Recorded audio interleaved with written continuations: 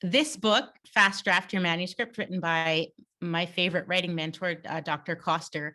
It's very cheap to purchase it on Amazon, and she just offers, I mean, she's in her 70s, and you can tell because she just knows so much and has way more strategies than I can offer you. But some of the strategies I'm offering you come from this book. And I grabbed the blurb that she even has on Amazon for this. Do you struggle to complete your writing? Have you had trouble meeting your deadlines? Or do you simply want to write faster and enjoy the process while doing so? And that's a factor that I think people don't think about with their consulting writing or with their school writing. They think it's terrible. And so part of what makes you faster is that you enjoy it. And we're going to look at that a little bit in this webinar. How could you enjoy it more, or at least feel a little bit less miserable than before? So here's the table of contents, not in a linear form, unless you consider it an arrow. So we're going to start off with some strategies and habits. Some of them might seem old hat to you. We're going to take a little psychology intermission and look at some of the whys and wherefores of why these strategies actually work with how our minds work. And we're going to discuss the process and the idea of writing flow, which is, it's not just writing flow, but it's creative flow. And so there's certain factors that we can add up and we can set up in our work environment to make ourselves more effective and also better. So you're going to work faster and you're going to work better. And that's an exciting idea, and it actually works.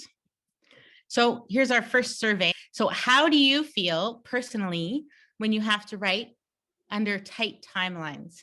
Do you feel energized or paralyzed or both?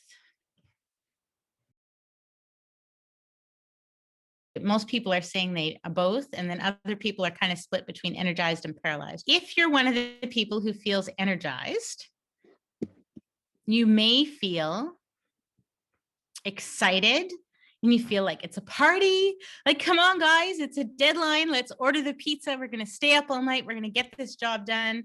There's sort of an exhilaration to it, cramming right before the exam. It can be fantastic, the energy that you ride when you're energized. The disadvantage of this might be that you might be disorganized and you might miss some details. So, when the party hat comes out, there's going to possibly be a problem, right? Now, people who feel paralyzed, and I think like most people said, they feel a bit of both. I know for me too, sometimes when you have too much to do, especially if you have to multitask between things, you freeze, you just freeze, and then you're empty-headed mouse. So you need to start putting things on the page. If you just sit there and you think and think and think and think and think in paralysis, it's not going to get the job done. So we need to find what are the strategies to start getting past that.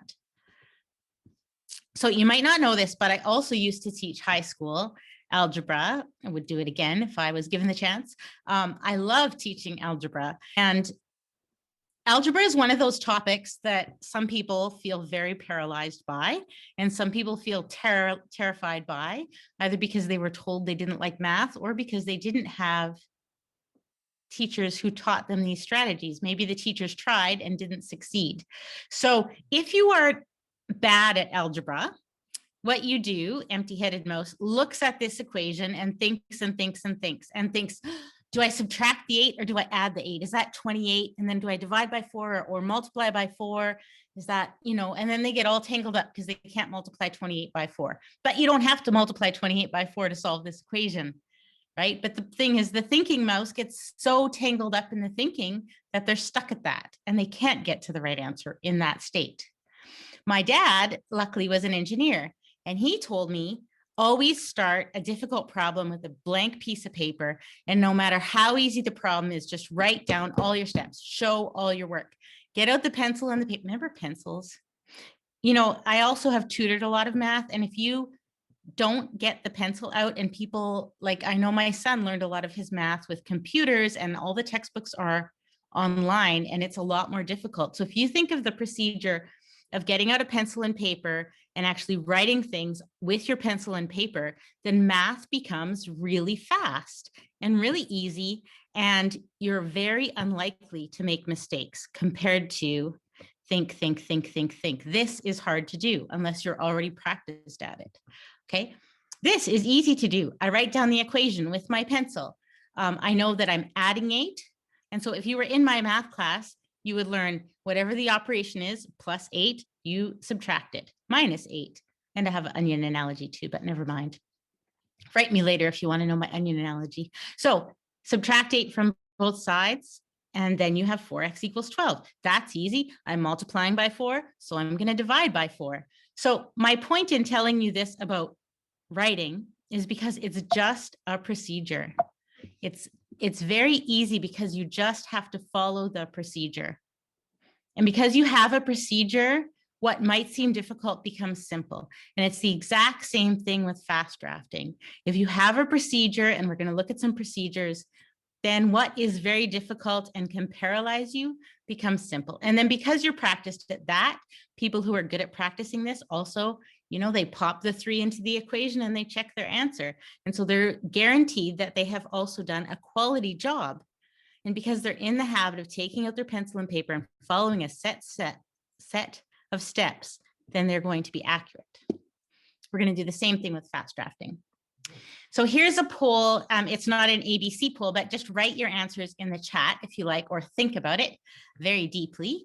What is the very first thing you do when you need to write a document? And there's a reason for this picture. It's not have a glass of wine. It looks like that's what I meant. But what is the first thing you do when you need to write a document? Well, the reason I put this is because of this slide. So the earlier that you can start and the more sleeps that you can get in on a project, the higher your quality will be. So as I said, the procedures are good. That's going to help you, but also just if you can put the grapes in the barrel. So I'm going to use the example here. Because I'm an editor, a lot of people will approach me on LinkedIn and say, I want to hire you to help me write my autobiography.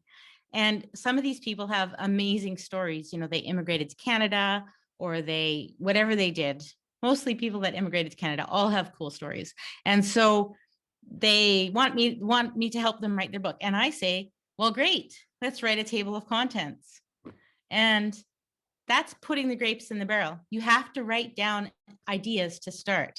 If you don't write down the ideas to start, it's like you're leaving the grapes on the vines in the field. And if the grapes are on the vines in the field, then it's not going to, sorry, I didn't mean to go to that. I'm trying to go to the chat. So write an outline, prepare a table of contents, try and find a template or previous document to work from. Excellent. People are giving all the answers. Draft an outline. Perfect. So the earlier that you start and the more sleeps that you get. So this is the same analogy as wine. So the barrel of wine doesn't become wine until you pick the grapes and put them in and give them time. The more you can do with your document of that, the better. And so how do we do this while also doing it quickly? So you guys mentioned you make a skeleton of a document, right? You make a to-do list. You might take a whiteboard and slap up which procedures you need, or you might make a table of contents. I'm really glad that people got that. So another thing is after you make the table of contents or sketch it out, you can also draft the document and use the headers feature. And then it's easy to fill in. So I have an example, when I'm trying to write a new book, like just a book that I'm doing myself, I always write the table of contents and for nonfiction. And then I often, like one of the books, I just made a lot of files. I make a Word file for every single chapter. And so then I look at the titles of the chapters on your computer, and then I can just pick any chapter and start writing paragraphs in it. And it's the same thing when you're drafting a report. You make your headers, and then you know what you're going to put in the intro. You know what you're going to put in the site description. So all you have to do is just start picking the grapes and start knocking it off. It's child's play. So start knocking off the low-hanging fruit, the easy tasks. Okay, so you might have data analysis that you can get going on. If you're an engineering or science company, you can get that drafted. You don't have to leave that to the last minute. You can draw the maps. Maybe you don't have all the details for every map, but you can probably prepare them. Prepare the images, the quotes, the permissions, the references. So for something like quotes in a document, you might prepare more than you actually use. But having done that preparation while you were waiting for the client to get back to you, or you were waiting for whatever it is that you couldn't get going, preparing that information just gives you confidence. And then when it does come time to hurry up and finish and meet the deadline, you're good to go. The grapes are in the barrel. You've got the grape juice. You're confident to start. So another low-hanging fruit is called boilerplate text. So in publishing, we call it boilerplate text when it's something that it's going to be the same, for a number of similar projects.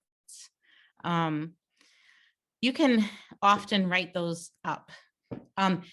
You might not have all the details, so use highlight. Just highlight wherever you need to fill in details, or use like XXXXX, or use the comment feature. Make sure though that if you need something to be filled in later, that you have done a good job of making sure that you are not going to miss it later. So, party mice, they're back again. They're going to get in trouble. So what about using an old report as a template? Yeah, engineer guy, woohoo, this is a great idea, right? Party mouse thinks it's a great idea, but these two on the right are like, not such a great idea. So why is it a good idea? And honestly, if you're working in a consulting company, using old reports, actually any kind of company, right? No matter what kind of writing you're doing, looking at what people did before is a very good study method. So also, if you're writing academic articles, fantastic idea to go and look at what people wrote before. You're going to do something similar, right? The headers already exist, or the format exists. If it's a consulting report, the site description is done. I know that at Golder, we had the same sites that we had to report on year after year after year. So it's really tempting to just take 2020's report and repeat it for 2021. All you have to do is tweak the details, right? So you didn't change the date on the report. The site description was wrong, and you left in the name of the engineers from the other company. So for example, it could be a report and say, let's take an oil sands site. It would go to Golder, then it would go to Stantec, then it would go to Matrix, then it would come back to Golder, then it would. If you didn't use the highlight and you weren't meticulous about it, you can really just make a mess. So these guys lost the client due to the carelessness. So you can use an old report, but you need to be careful if you use an old report as a template. If you use somebody else's academic research, obviously you need to make sure that everything in the final version is your own writing, no plagiarism, okay? In a consulting report, if it's really standard boilerplate, maybe it's not going to look like plagiarism, but if you get the details wrong, super bad. So that's why we want to use the highlight to make sure you don't end up losing the client by annoying them. Okay, so now we're going to talk about 3 other strategies to create skeletons when you have to fast draft a document.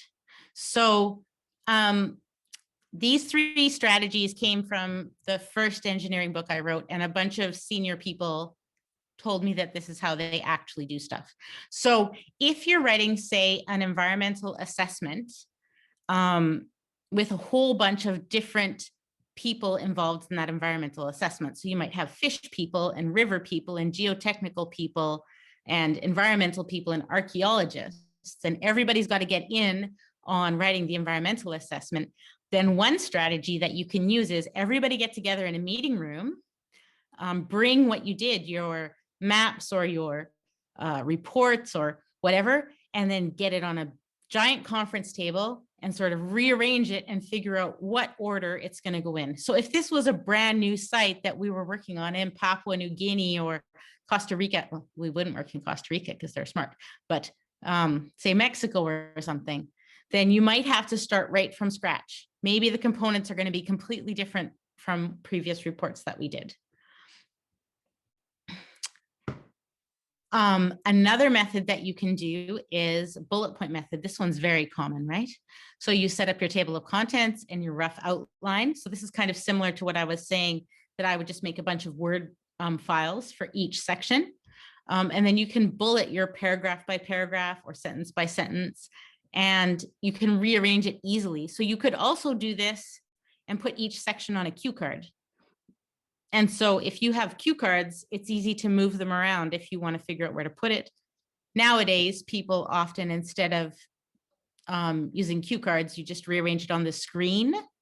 But I really, if you've been to a number of webinars, you know, I really suggest that you actually do things in hard copy sometimes, especially with writing, and especially if you're stuck. Take it out, take out a pencil and paper, take out some cue cards, rethink it in a different format, use a big whiteboard, use a big piece of paper, walk around in circles and talk to your partner about it. Do something physical and it gets you out of writer's block. How to organize and create your skeleton. So you could also do it, if you're a scientist, you're probably quite familiar with doing lab reports from university. And a lot of reports, the lab report is a very logical plot line that is going to make sense to the client. So you might just want to follow intro, methods, results, discussion, conclusion. Scientific method makes sense to everybody.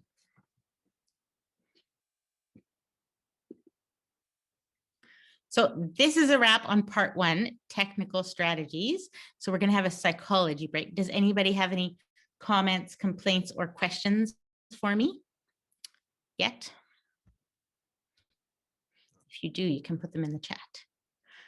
If not, then I'm going to go into the psychological analysis. Sounds scary.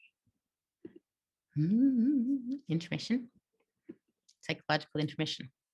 Okay, so I chose 3 psychologists that we're going to look at here. The first one, Marissa Peer, someone that I just like listening to on YouTube occasionally. She just says wise things and she doesn't pull any punches. She's just very blunt with people. And so she's a success therapist, I would say. The other person is the author of that book I put up at the front, Dr. Koster, has heaps of good ideas. And in her book, she actually is the one that introduced me to Mihaly C. Now, I don't have any idea how to say his last name. He's Hungarian. I know that to spell it out later in this paper, I had to look back about 4 times to make sure I spelled it correctly. It's 16 letters.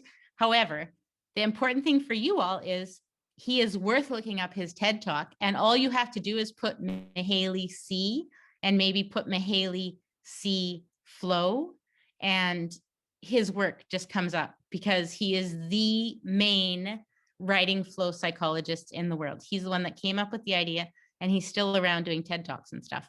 And he's got some fantastic ideas. So first, we're going to look at Marissa Peer. So she says, the path to success is to do what you hate first. So she uses the example of working out first thing in the morning, right? Because for her, for general successful people, people that are going to be earning high amounts of money have to be fit. They have to be taking care of their bodies, but they might not want to work out. So she says she always works out very first thing in the morning, even when she doesn't want to do it, because if you leave it until after lunch, you're not going to do it. And if you leave it till the evening, you're too tired and you're not going to do it. But if you do it first thing in the morning, doing that hard thing makes you feel great.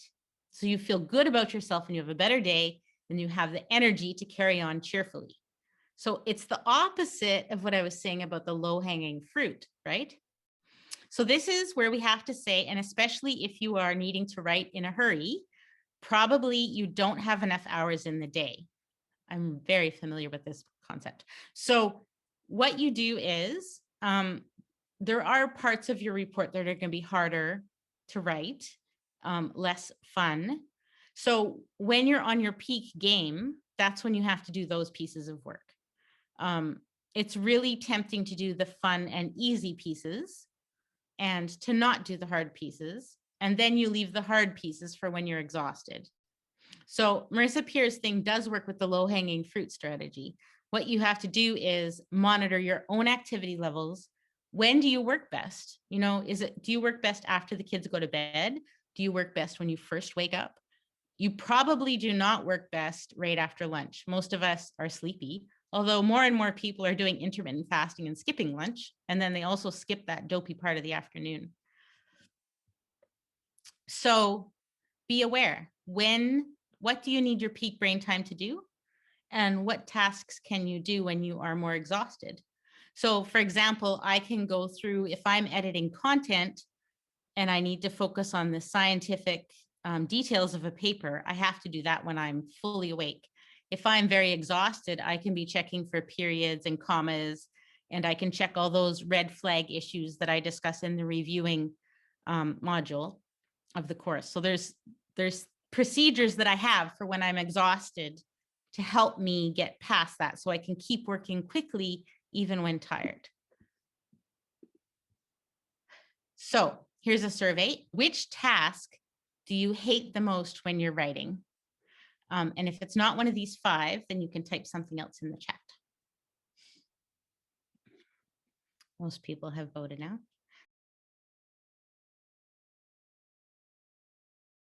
Deciding what to say. Yeah, planning and budgets. Definitely. So most people said writing and formatting. So organizing and deciding what to say and doing the budget, I can definitely agree with that as well. So it's very good to know yourself. So it doesn't really matter what I find hardest or easiest. It matters what you find hardest or easiest and your writing strategies. So after this webinar, after we hang up the phone, after we hang up the computer, how do you say hang up the computer? You know what I mean? After we disconnect, you should sit down with a pencil and paper and actually think through that process. What could you do? What are your least favorite and most favorite things to do? Which processes totally bog you down and make you procrastinate? Because the hard things are also the things that make us procrastinate. So if you can figure out what your easy things are, and you can organize it that you do the easy things instead of procrastinating, see, the organization is going to help you move ahead. Okay, what do you love to do? What makes you a happy writing mouse? So Mahaley C, we're going to look at his work for a while now because it's very interesting work. So he's spent his career studying creative people. And in his TED Talk, first thing he says, creative people is artists and scientists. So science is an extremely creative process. We have to decide what we're going to look at. We have to decide how we're going to measure it. We have to decide why we are measuring it. Right? It's a very creative process to do good science. So he has looked at thousands of artists and scientists and figured out what makes them love what they do. So writers or artists and scientists is the same thing. So that can also be an interesting thought process for you to perceive yourself that way. So when is the work easy? When do you love working? So he came up with these 8 states of existence, I guess, so of the creative process. And so what we're aiming for, what happens when you're feeling like a genius, what happens when you are being a genius, whether that's musical, writing, science, whatever, you're in flow in the yellow top right corner, right? So if you look at the axes here, so the challenge level for flow is high and the skill level is high. So notice that it's not the easy thing to do that puts you into flow. It's the hard thing when you know you're doing it well. Let's think about that a little more here. Again, I advise his TED Talk. It's great.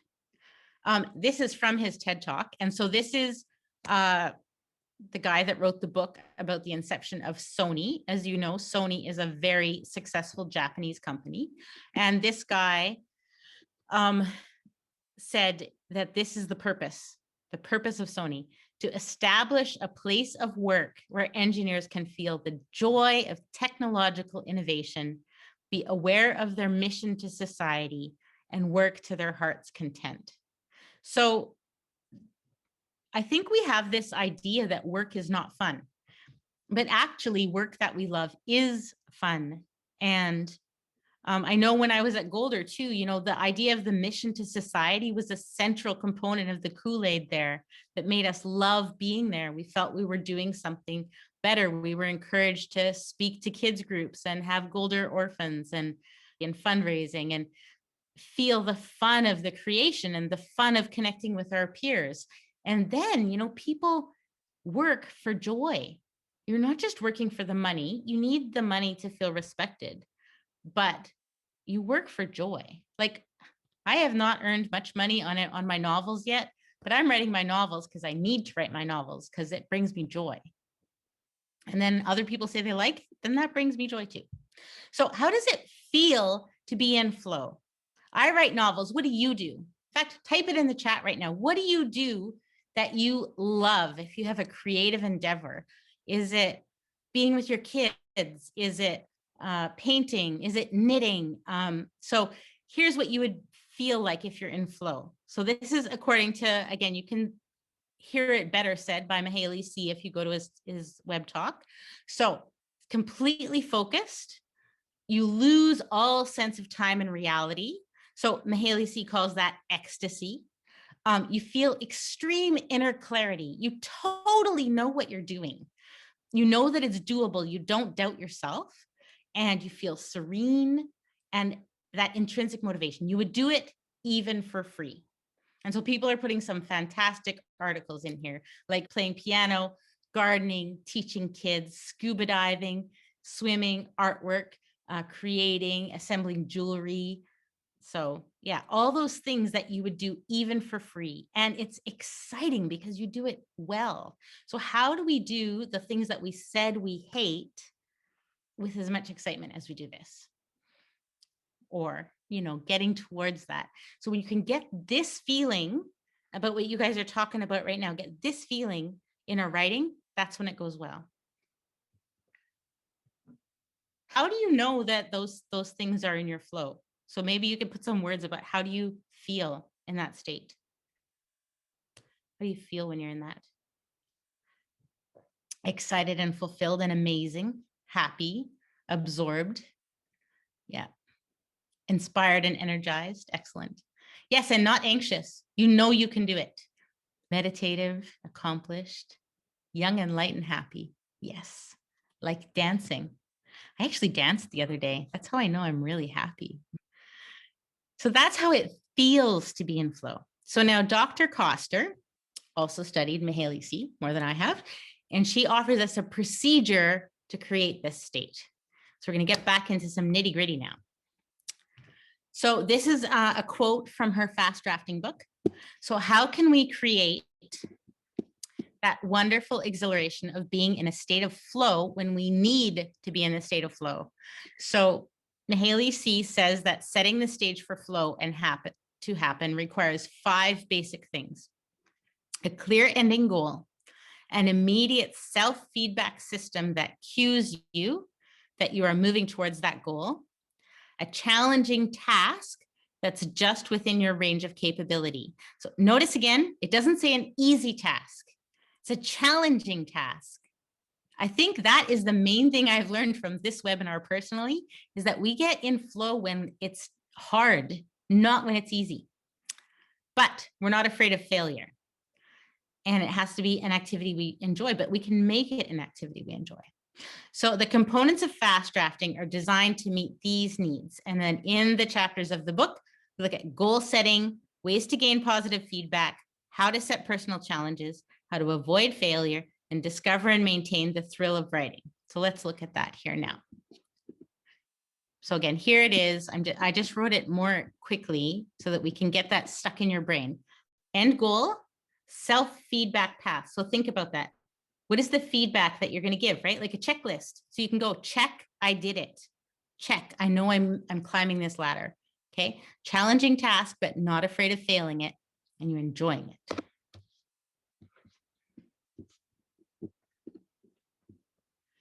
So the first two pieces of this. So this wheelie thing, that's a technical term, this wheelie thing from Mihaly C. I'm going to look at the different things that Dr. Koster says and look at the wheelie thing. So if we know what the end goal is, so we know what the finished report looks like, because we looked at a past report, right? Or we made our schedule or our skeleton of what we're going to do. So we have a self-feedback path with cues. That makes you feel in control. You know where you're going, you know what you're doing, you have the map. And then as you get the pieces knocked off, you relax, right? These are good feelings. So you feel we're to the right-hand side of the axis, highly competent. Good feelings.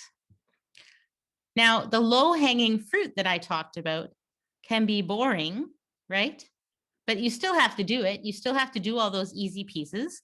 But every time that you pick them, again, you go back into relaxation. So that's bringing you towards flow. So in a way, you know, Mihaly C would say, we don't want to be in apathy. So he says you're in apathy, like if you're just watching like whatever's on the TV and you're not even paying attention to it. That's like low skill, low challenge, and you're not going to get into flow from that. Although he says, if you're highly challenged by what you're watching, then you can be in flow if you're excited by it, if it's arousing your brain. But so if we're in boredom, that's okay. Some parts of our job are boring. You know, even if you love to knit,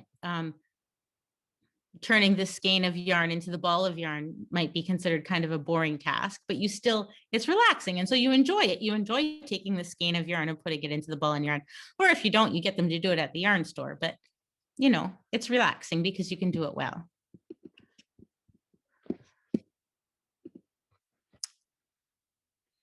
So now, Mihaly C says that you get into the flow from the control state by increasing the challenges. And so guess what? Tight deadlines, which is the whole topic of this webinar, is about increased challenges.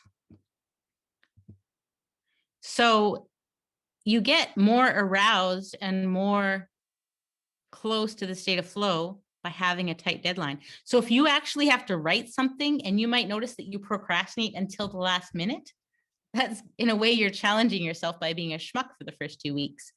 But so what could you do instead of procrastinating to get that arousal level? Could you set yourself some challenges before the last minute? Like I'm saying that you can, if you think about it, you can, right? If it's too stressful, if the task is too stressful, then you're in anxiety, right? The tasks that you hate might be causing you anxiety and worry. That's not good. But when you finish them, you get into arousal, and that's getting closer to flow. So again, the boring tasks and the tasks that you hate are not on the good side of things, but every time you accomplish them, you are getting onto the good side of things. So just think of them that way. Instead of being anxious, you're aroused. See? Now, this one I think is very relevant to the workplace because I think that the fears of failure in the workplace are often due to bad management. So if you know that no matter what you do, you are going to be criticized, then you're going to feel anxious or worried, but definitely not aroused. There's no intrinsic motivation to do that, right? And you're not going to enjoy it if your end goal is that it's so you've lost control. If you're not going to get praised, you have no control over it being good in a way. And so that's going to keep people out of flow, and it's going to make it very difficult to do the job. If I know I'm going to be criticized, I don't even want to start, right? I'm sure everybody's like that. So here's another little self-awareness survey. What skill level do you feel when you write? Low, medium, or high? And of course, this can be also a function of your experience level. When I write in French, I am very slow because I have to check myself all the time, and then I have to get somebody to edit it. Let's see, we'll share those results. Most people feel kind of medium-y about it, which is good. So what could you do to increase the way you feel about your skill level? So if you could increase your skill level, then you would start getting more into flow. So if you break it down into smaller tasks and you look at that skeleton and you start doing the parts that you know you're really good at, that could bring you closer to flow. If you feel aroused and a little bit anxious by your task, that can get you into flow, right? So arousal, let's just go back there for a sec. So arousal and boredom are on the middle skill level. So even if you don't feel you're fantastic at it, you can still nudge yourself into flow. But obviously, if you can get your skill level feeling higher, then you're probably going to start writing faster. So what could you do to increase those confidence levels or your comfort levels with writing? Type some ideas in the chat.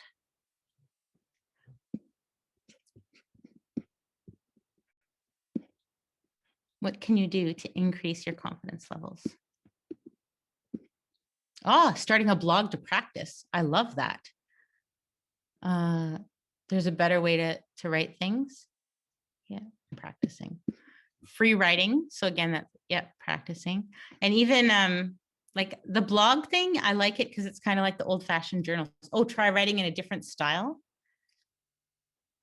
My draft is just a draft. It will always suck. I love that one. I say we always write garbage, but yeah, exactly. Get the draft down and then you can feel confident about editing it. So if you know, and in fact, that's also some of Dr. Koster's advice in her book, is just write that first draft and don't judge it. Just do it.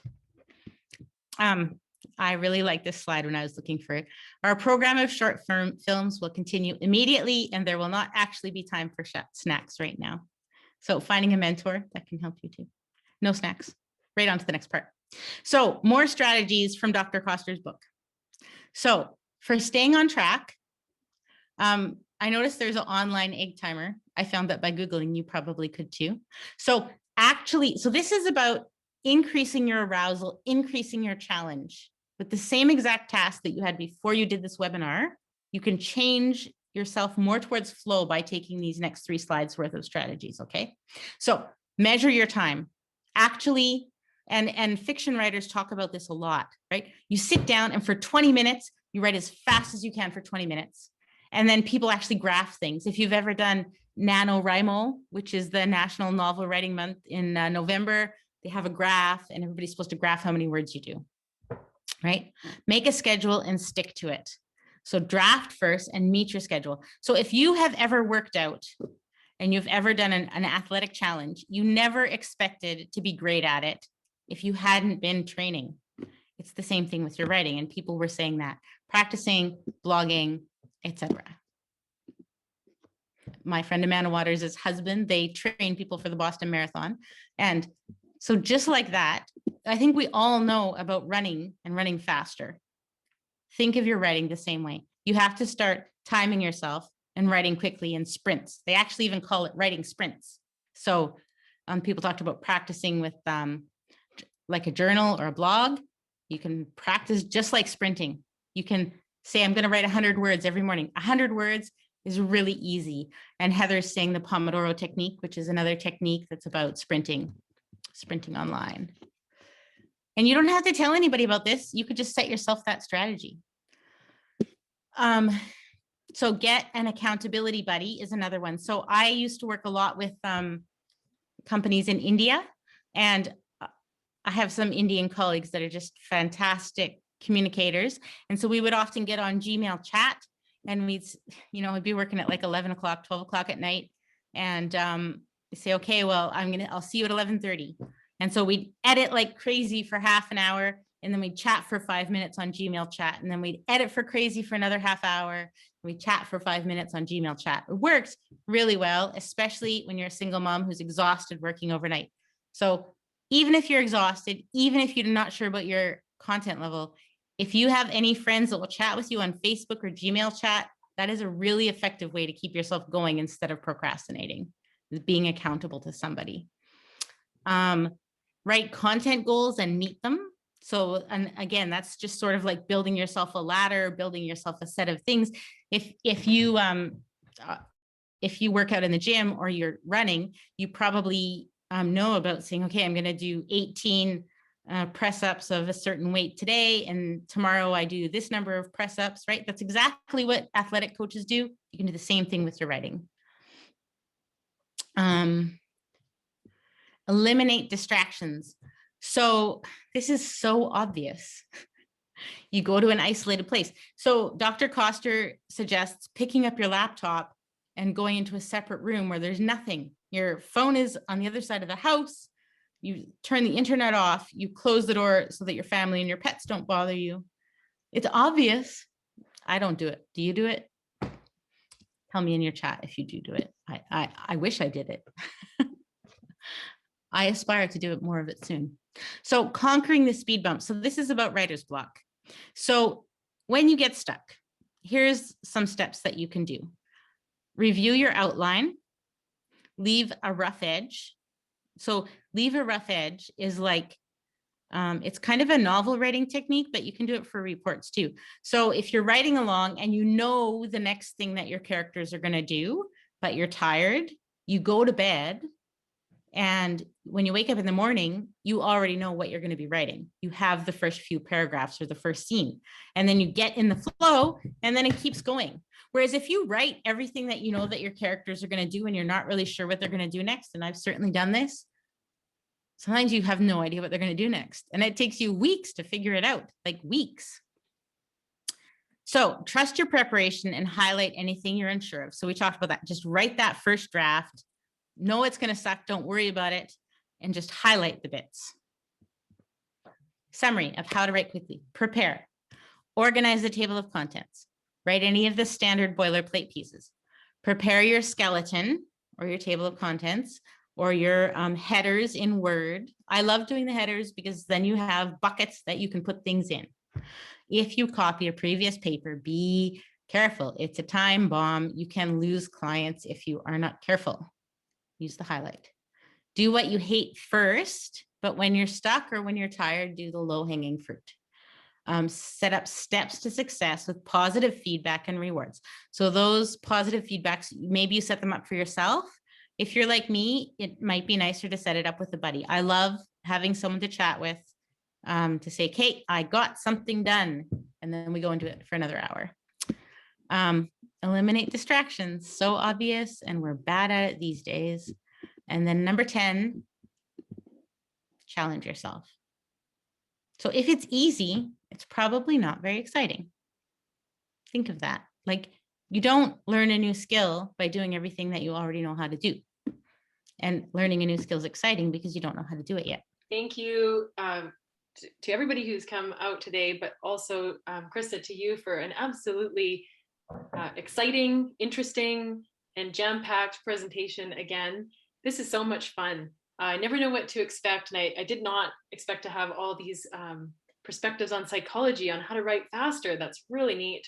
And as always, that's Dr. Koster. That's my mentor. So amazing and enlightening to have these.